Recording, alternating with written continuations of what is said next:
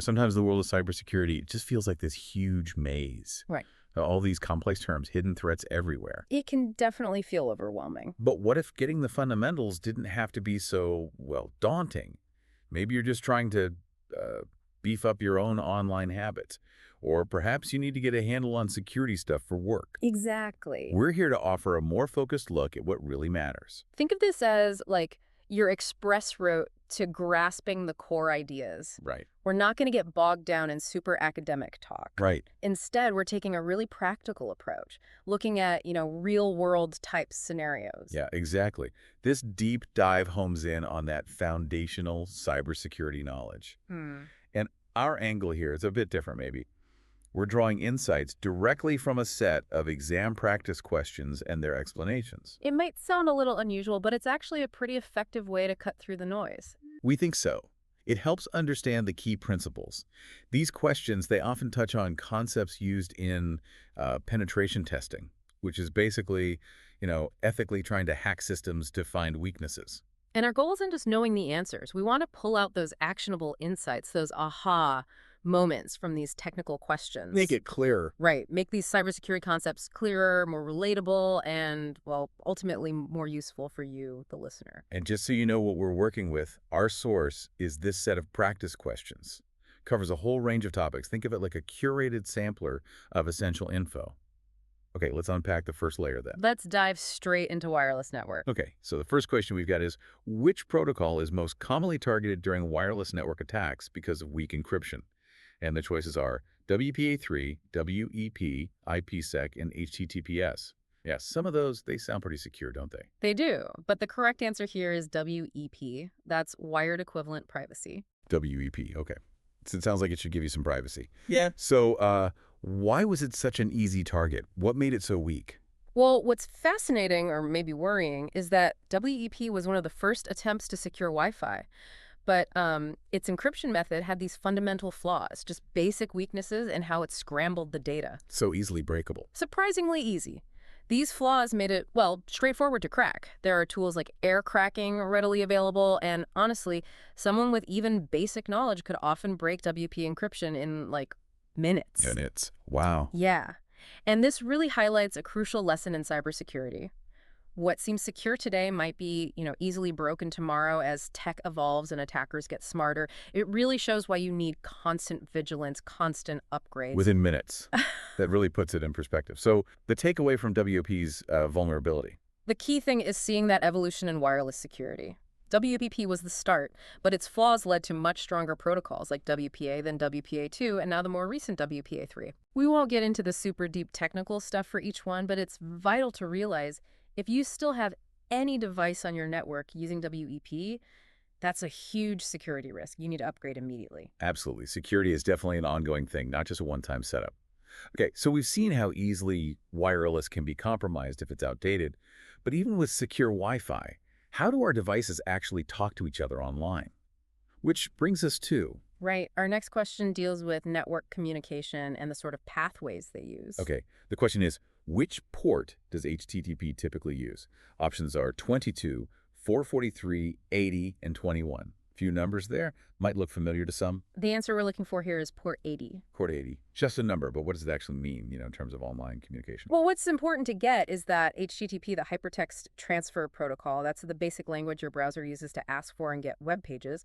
And by default, this happens over port 80, and it's unencrypted. Unencrypted, okay. Now, if you connect this to the bigger picture, you've definitely seen HTTPS in your browser bar, right? That SS means secure, and it uses a different port. 443. Ah, okay. So the port number itself tells you something about the security. Precisely. HTTPS encrypts the data going back and forth between your browser and the website. It adds that protective layer for sensitive stuff like logins or credit card details. The fact that normal, unencrypted web traffic uses port 80 just highlights why you should always look for that HTTPS connection, especially when you're sharing any personal info. That makes a lot of sense. Port 80 is like shouting across a crowded room, while 443 is more like a private, coded message. Okay. Understanding ports is key. But what happens when someone deliberately tries to exploit these connections to get into a system they shouldn't? Yeah, this leads us right into our next question, which explores methods for getting unauthorized access. Right. The question asks, What is the purpose of a reverse shell in penetration testing? Options are to scan for open ports, to block network traffic, to gain remote control of a target system, or to encrypt a compromised file. And the correct answer here is to gain remote control of a target system. A reverse shell. That sounds kind of clever, like a way to sneak past defenses. How does it actually work? It's a really interesting technique, actually. Normally, when you connect to another computer remotely, your computer starts the connection, right? Yeah, usually. A reverse shell flips that around. After an attacker compromises a system, they can use this reverse shell to make the compromised device start a connection back to the attacker's own machine. Ah, I see. And this is important because network firewalls are often set up to be much stricter about blocking incoming connections than outgoing ones. So the machine that's been hacked is essentially calling out to the attacker, going against the usual flow. Exactly. And once that outgoing connection is made, the attacker gets command line access to the compromised system. They can basically type commands and have them run remotely. It gives them a really powerful foothold for, doing more bad stuff. That's a pretty clear picture of how attackers can cleverly get around standard security to take control. It makes you wonder, though, if firewalls focus on incoming traffic, are there specific defenses for these outgoing reverse shell connections? That's a great point. Modern security systems, they often include monitoring outgoing traffic too, looking for suspicious patterns, connections to known malicious places. Like blacklists. Sort of, yeah. And intrusion detection systems or prevention systems, they can also be set up to spot and block reverse shell activity based on certain signs. Interesting. Okay, let's switch gears a bit. Let's talk about something we all use or should use carefully to protect our accounts. Passwords. Right, our next question gets into password attacks. Which tool is primarily used to brute force passwords over network services like SSH or FTP? Options are Burp Suite, Nmap, Wireshark, and Hydra. And just for context, brute force is basically just trying tons and tons of password combinations until you guess the right one. And the tool we're talking about here is Hydra. Hydra. Sounds pretty fearsome. What makes it the tool for this kind of attack? Well, in a way, it is fearsome for password security testing and for attackers too. Hydra is built specifically to automate these brute force attacks against a whole load of network services. Not just one type. No, it can systematically try thousands, even millions of username and password combos against things like SSH, that's for secure remote login, FTP for file transfer, Telnet, even HTTP for web logins, and lots more. It just keeps trying until, hopefully for the attacker, it hits a valid combo. So it's like this tireless robot just guessing passwords over and over until it strikes gold. Precisely. And this really hammers home why it's so important to use strong, unique passwords everywhere. If an attacker points a tool like Hydra at a weak or common password, their chances of getting in go way, way up. Definitely. A good reminder to maybe check those passwords and think about a password manager. Okay, let's move into web applications now, something most of us interact with constantly. Our next question looks at common web app vulnerabilities. What is SQL injection primarily used for in a web application attack? Options are redirecting traffic, crashing the server, executing arbitrary database queries, or flooding the login page.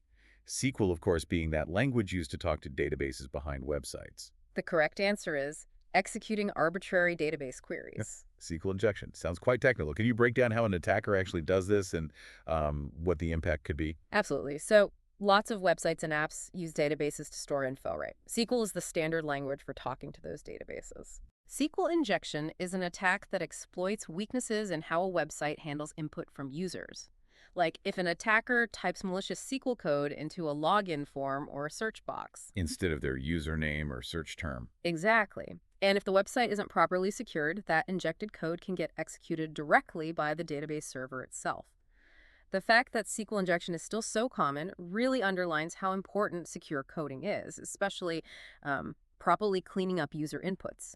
It shows security isn't just about firewalls, it's baked into how software is built. And what kind of damage can running these rogue database commands cause? Oh, the consequences can be really severe. Attackers could potentially steal sensitive data, user logins, personal details, financial records. Whoa. Or they could change or delete data in the database. They might even bypass login systems entirely and get admin control over the whole application. It's very powerful and, unfortunately, still pretty widespread. Yeah, it's unsettling to think how many big data breaches might have started just because of a poorly secured input field somewhere. It happens. Okay, so let's imagine an attacker has gotten into one computer on a network. What might they do next? Well, that leads us to the idea of moving laterally, moving sideways inside a compromised network. Okay. The question asks, which of the following describes pivoting in post-exploitation?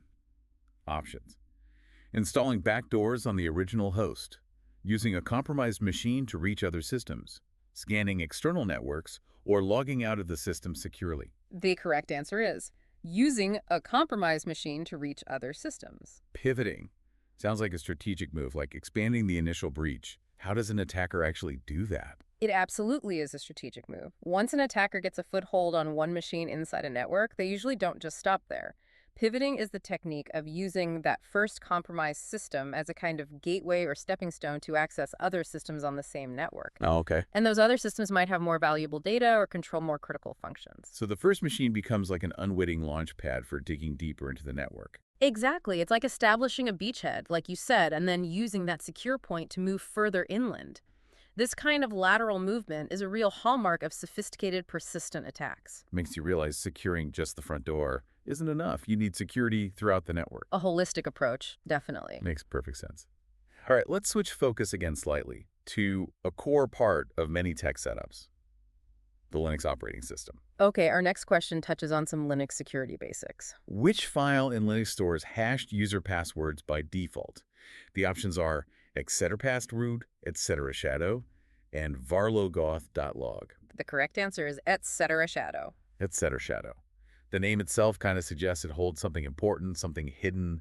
What's its role in Linux security? It is definitely designed to be more secure. In modern Linux systems, the actual cryptographic hashes of user passwords, not the passwords themselves, but the scrambled versions are stored in this etc shadow file. Right. And what's crucial is that this file has really strict access permissions. Typically, only the root user, the main administrator, can read it. Not just any user. No. And this is a big security improvement over the older etc password file.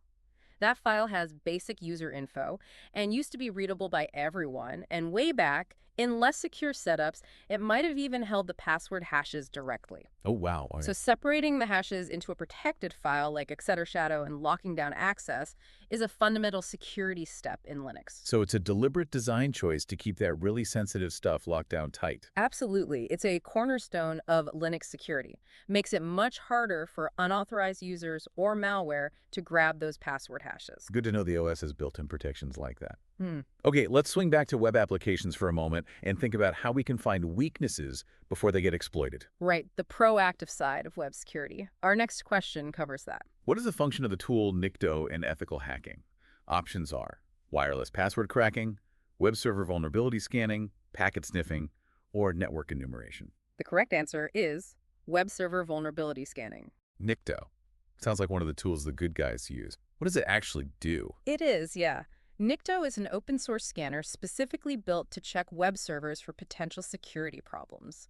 It automates looking for a whole range of known issues. Like what kind of issues? Things like outdated software versions, insecure files or scripts left lying around, common configuration mistakes, other known weaknesses. Think of it like a digital security auditor for web servers. Okay. It actively searches for potential entry points that attackers could use. So yeah, it's a tool for finding problems before the bad guys do, letting admins fix things proactively. That makes total sense. Prevention is definitely better than cure in cybersecurity. Okay, let's discuss a really core principle now, something that underpins a lot of security thinking across different areas. Right. Our next question focuses on a fundamental security best practice. What does the principle of least privilege mean in cybersecurity? Options: giving users admin rights by default, restricting access to only what is necessary, allowing full access for testing, or using the oldest account for all roles. The correct answer is restricting access to only what is necessary. Least privilege sounds like a philosophy, like giving out the bare minimum permissions needed. Why is that so important for security? That's a perfect way to put it, a minimalist approach to permissions. The principle of least privilege basically says that users, applications, systems, they should only get the absolute minimum level of permissions they need to do their legitimate job. Nothing more. Okay. Anything beyond that minimum is just unnecessary risk. It increases the potential damage if something goes wrong, either by accident or, maliciously. So instead of giving everyone keys to the whole building, You only give them the key to the room they need to be in. Precisely. If a user's account gets compromised, the attacker only gets access to whatever that user was allowed to do. It limits the blast radius, the potential impact of the breach. Right. This principle is really a cornerstone of secure system design and operation. It sounds like common sense, maybe, but it actually takes careful planning and consistent effort to enforce it properly. Yeah, it sounds simple, but I can imagine implementing it perfectly across a big company is a real challenge. Yeah. Okay, finally, let's talk about the human element, often called the weakest link in security, right? It often is, yes. Our final question highlights this crucial human factor. Which attack manipulates users into revealing confidential information, often via email or phone? Options: man in the middle, DDoS, social engineering, or DNS spoofing. And the correct answer is social engineering. Social engineering. So Yeah, this that's isn't about finding flaws in code or systems. It's about exploiting people, human psychology. exactly that. Social engineering uses psychological manipulation. It tricks people into giving up sensitive info passwords, PINs, confidential company data, or whatever. I believe it. Well, attackers might pretend to be someone trustworthy, like IT support or a colleague. They might send convincing phishing emails that look legitimate or even just call you up pretending to be from your bank or tech support. Hmm. The basic goal is always to exploit human trust or maybe urgency or just a lack of security awareness. And it's scary how effective these tactics can be because, we're often inclined to trust requests that seem legitimate. Yeah, you want to be helpful. Right. That's why building that human firewall through awareness training and just healthy skepticism is so, so critical. All the fancy tech security in the world won't help much if someone can be easily talked into giving away the keys. The human element is often the easiest way in. If you have your own website, which one sparked your interest, it might be worth looking into a bit more. Thanks for joining us for this deep dive.